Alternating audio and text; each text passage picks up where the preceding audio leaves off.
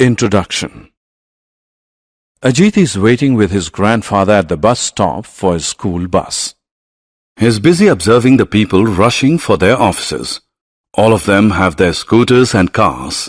Most of them are alone in their cars. Ajit is aware that vehicles cause air pollution. He wonders why people cannot walk or cycle to nearby areas. It will not only reduce air pollution, but also improve their health. In this lesson, you will learn about air and its pollution. Characteristics of air. We are surrounded by air. Air is a mixture of gases and other particles. It is essential for the survival of living things. All living things breathe in and breathe out air. It has no taste, color, or odor. We cannot see it, but we can feel it. Air has weight. Take two inflatable balloons. Blow air into it. Weight. Now weigh the deflated balloon. What do you find? The inflated balloon feels heavier than the deflated one. This proves that air has weight. Air is needed for burning. Let us perform an experiment. Light a candle. Now invert a gas tumbler over it. This action cuts off air supply to the burning candle. A little while later, the candle stops burning. This proves that air is essential for burning. Composition of air. Air is made up of several gases, the most important being nitrogen, oxygen, and carbon dioxide. Air contains water vapor and dust particles as well. The tiny dust particles can be seen moving in a stream of sunlight entering a room. Causes of air pollution. Air gets polluted by the smoke released by factories and vehicles. Burning leaves, plastic, and garbage also produces smoke and pollutes air. Breathing polluted air causes many respiratory diseases like asthma, bronchitis, etc. Reduction in air pollution. It is our responsibility to reduce air pollution. We can do so by planting new trees, using public transport, covering short distances on foot or cycle, carpooling, not burning leaves, plastic, and other garbage. Wind. Moving air is known as wind. Wind moves clouds and causes rains. Wind moves sailboats and gliders. Wind power is used to generate electricity. Wind power is used to pump water. Wind direction. Wind has direction. Wind is known by its direction. For example, winds which blow from east to west are called easterly winds. Similarly, winds that blow from west to east are known as westerly winds. We can determine the direction of wind with the help of a wind vane. The arrow of the wind vane indicates the direction from which the wind is blowing. Summary. Let us summarize what we have learned. Air has no taste, color, or odor. Air has weight and it is essential for burning. Air is made up of many gases, water vapor, and dust particles. Air gets polluted by smoke from factories and vehicles. Breathing polluted air causes respiratory diseases. Moving air is known as wind. Wind has direction. Wind direction is determined with the help of a wind vane.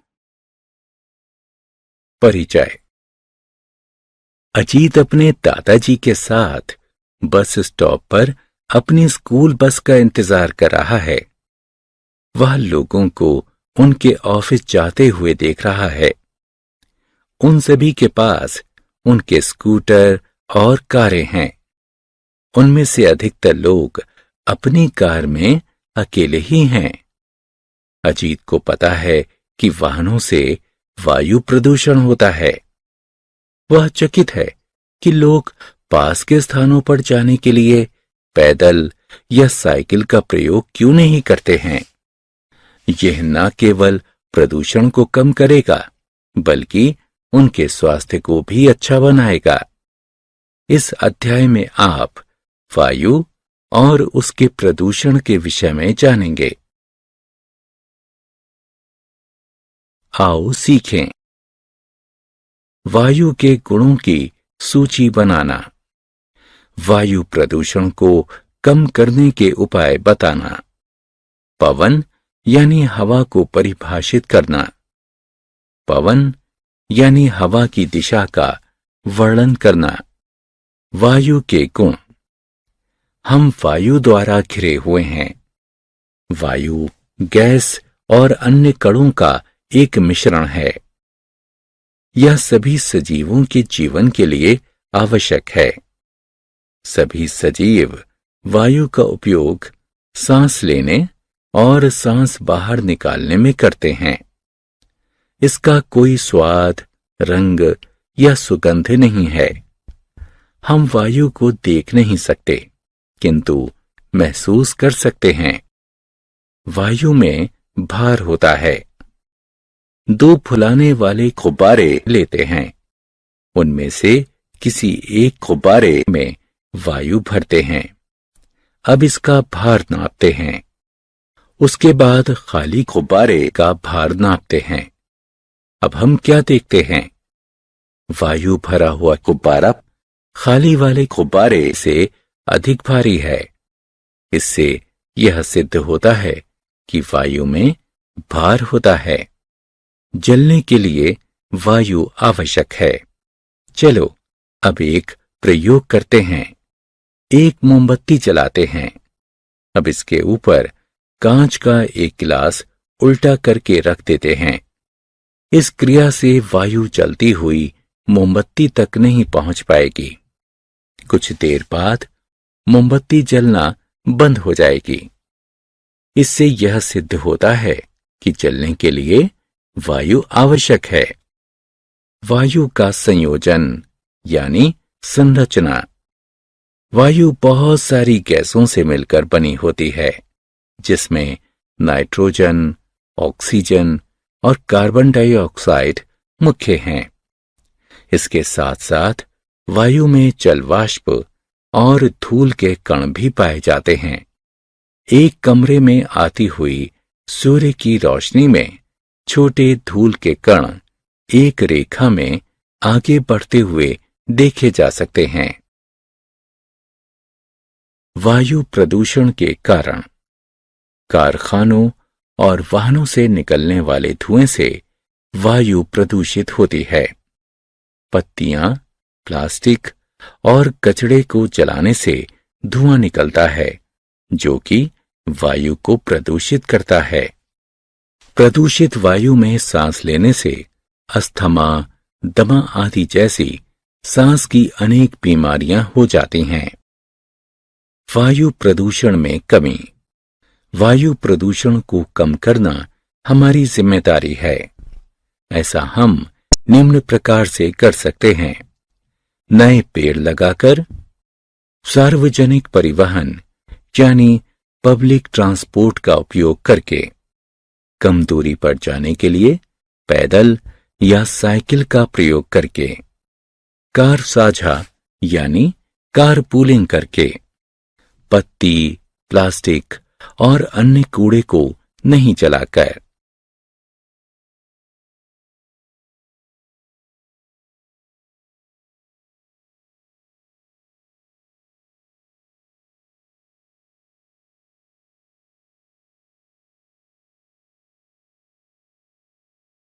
पवन।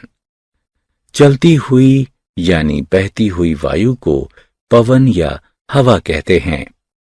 पवन बादलों को चलाती है, जिससे बारिश होती है। पवन cell बोटों और ग्लाइडरों को भी चलाती है। पवन ऊर्जा का उपयोग बिजली उत्पन्न करने में किया जाता है। पवन ऊर्जा का उपयोग जल को फेंकने में भी किया जाता है। पवन की दिशा। पवन की एक निश्चित दिशा होती है। पवन को इसकी दिशा के कारण ही पहचाना जाता है। उदाहरण के लिए, जो पवन पूर्व से पश्चिम दिशा की ओर बहती है उसे पूर्वी पवन कहते हैं।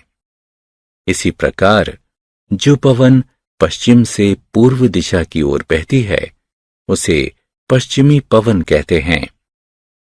हम पवन सूचक की सहायता से पवन की दिशा तय कर सकते हैं। पवन सूचक का तीर यह दर्शाता है कि पवन किस दिशा से किस दिशा में बह रही है। हमने क्या चर्चा की? वायु का कोई स्वाद, रंग और सुगंध नहीं है। वायु में भार होता है और यह चलने के लिए आवश्यक होती है। वायु अनेक गैसों, जलवाष्प और धूल के कणों से मिलकर बनी होती है। कारखानों और वाहनों से निकलने वाले धुएं से वायु प्रदूषित होती है। प्रदूषित वायु में सांस लेने से सांस की अनेक बीमारियां हो जाती हैं। चलती हुई वायु को पवन कहते हैं। पवन की एक निश्चित दिशा होती है। पवन सूचक की सहायता से पवन की दिशा तय की जाती है।